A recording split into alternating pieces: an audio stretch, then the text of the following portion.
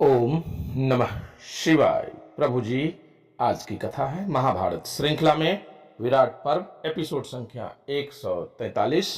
अब तक आपने सुना पांडवों का अज्ञातवास के दौरान मत्स्य देश में जाना। अब कथा आगे। आज की कथा होगी भीमसेन के द्वारा जिंग नाम के मल का वध। आइए अब कथा को प्रारंभ करते हैं। राजा जन्मेजय ने पूछा, हे ब्राह्मण, इस प्रकार जब पांडवगण विराट नगर में छिपकर रहने लगे उसके बाद उन्होंने क्या किया?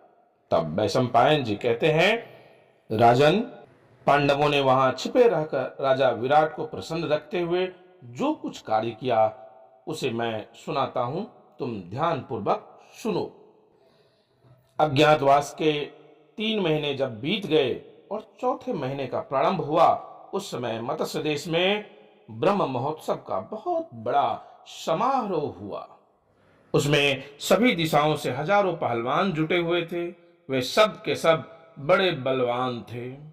उन सब पहलवानों में भी एक सबसे बड़ा था, उसका नाम था जीमूत। उसने अखाड़े में उतरकर एक एक करके सबको लड़ने के लिए बुलाया, परंतु उसे कूदते और पैतरे बदलते हुए देख किसी को भी उसके पास जाने की हिम्मत नहीं होती थी। जब सभी पहलवान उत्साहहीन और उदास हो गए, तब मत्स्य नरेश ने अपने रसोइयों को उनके साथ भिड़ने की आज्ञा दी। राजा का सम्मान रखने के लिए भीमसेन ने सिंह के समान धीमी चाल से चलकर रंग भूमि में प्रवेश किया।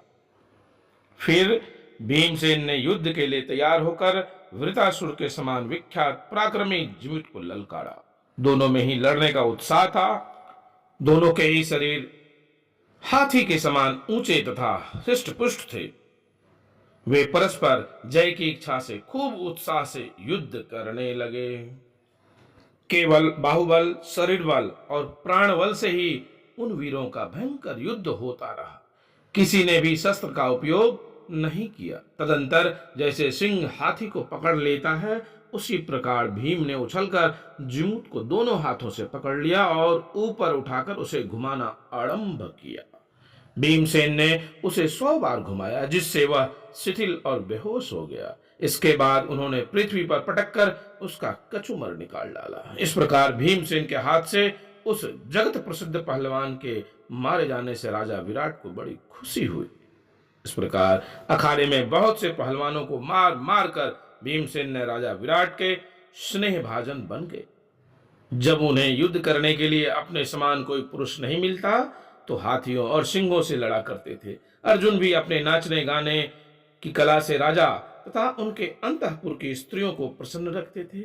इसी प्रकार नकुल भी अपने द्वारा सिखलाए हुए वेग से चलने वाले घोड़ों की तरह तरह की चालें दिखाकर मत्स्य नरेश को संतुष्ट करते थे। सहदेव के सिखाए हुए बैलों को देखकर भी राजा बड़े प्रसन्न रहते थे। इस प्रकार सभी पांडव वहां छिपे रहकर राजा विराट का कार्य करते थे। प्रभु जी, आज की कथा को यहीं विराम देते हैं। आगे की कथा पुनः आगे। आप शिवाय यात्रा दर्शन को लाइक शेयर सब्सक्राइब अवश्य कीजिएगा। शीघ्र मिलते हैं अगली वीडियो में। तब तक के लिए ओम नमः शिवाय।